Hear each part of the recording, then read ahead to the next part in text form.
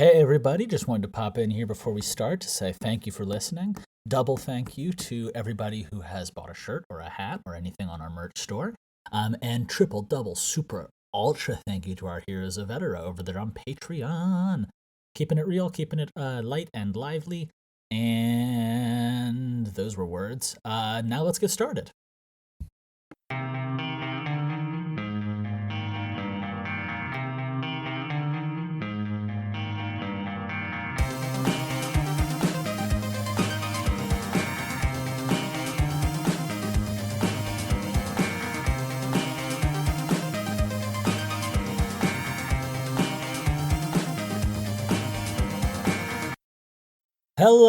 Hello, everyone, and welcome back to TABTA, the adventure behind the adventure for the Seventh Valkyrie, where we watch one guy go from total obscurity to maybe 7 seasons in a movie. I don't know if we'll get there, you don't know if we'll get there, but maybe we'll just find the power of friendship along the way. And if it does, then, that'll be a lot of fun. We're getting closer towards 7 seasons in a movie. Not very quickly, and not with any meaningful distance, but you guys, all of my wonderful listeners, have been telling your friends, it seems, or new people who have seen the ads have decided that they enjoy the show.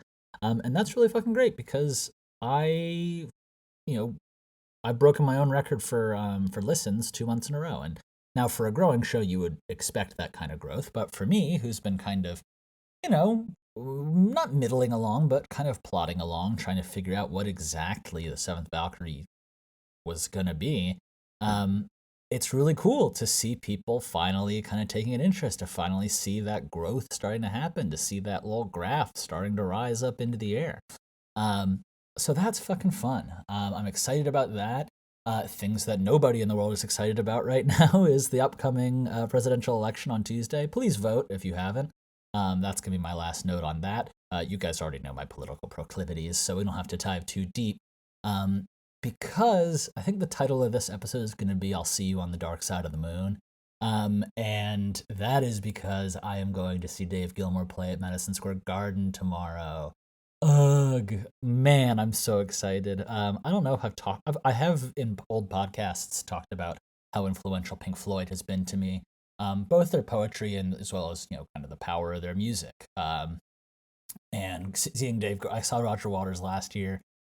He's, incredible. He was the visionary behind a lot of the kind of substance of Pink Floyd compared to the musical genius of Dave Gilmour. Unfortunately, Roger Waters is still raging against the machine, but, he's had his ins and outs and moments, and I absolutely won't, speak against his quality as an artist, but, definitely has had some moments where he kind of attacked groups that maybe didn't deserve it. But I think anyway, don't need to get too deep into Roger Waters because we're talking about Dave Gilmour, who is the guitarist. He's the music. The work that he did with Pink Floyd from Metal all the way through The Wall is tremendous, and he's added to that, kind of legacy ever since, though obviously the collaborations, as ill-fated as they eventually were with Roger Waters, obviously I think were the peak of their work together. Anyway, that's a weird delve into my love for Pink Floyd and my thoughts on the subject, but I'm so excited to go see him. I haven't ever seen Dave Gilmour play live. It's going to be my first time seeing Comfortably Numb. He's going to be playing Time, High Hopes, I think is on the set list, Sorrow.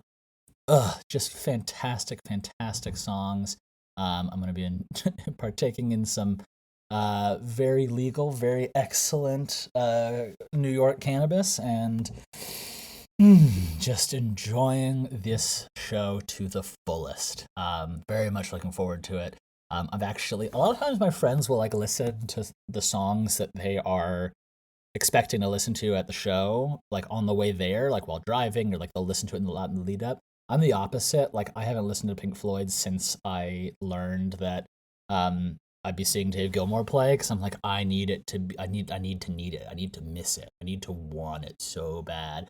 So when that first bow ding, ding from Time hits, it's gonna be oh, or when that big dissonant chord at the start of because I know they Comfortably Numb is supposed to be the encore, so it's coming out and just that dong. Oh my god, I'm just so excited. People who know Pink Floyd are going to be so excited. To everyone else, it's going to sound like I was just making mouth noise. Anyway, and it's funny because the line "I'll see you on the dark side of the moon" is from Brain Damage Eclipse, to the kind of a pair of partnered songs. And I don't think that he's going to be playing that. It'd be wild if he did, but he actually Roger Waters already played that, so I've satisfied my itch for that. But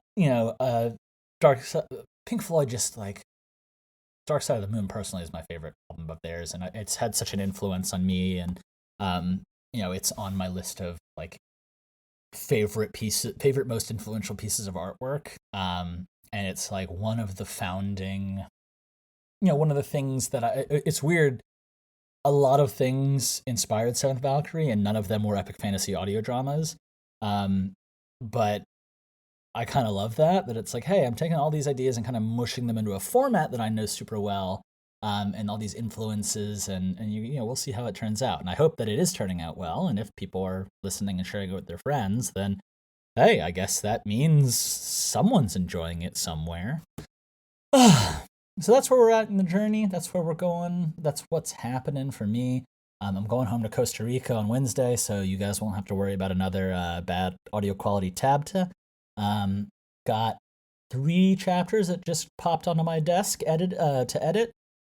They've been edited, and I just need to finalize with Big Z and get those over. So as soon as I've got a chance, I'm going to give him my feedback, and we'll move forward. And then we've already got another 3 chapters after that. So we're making progress. We're getting ahead. We're building up that buffer again, and I'm going back into town, and man, God, life is exciting right now, but it's also exhausting in the best kind of way. And I hope that this momentum that I feel, that I see all around me. Sorry guys, I just if you noticed a cut, it was because I just had a big old sneeze. But anyway, I'll take that as a sign.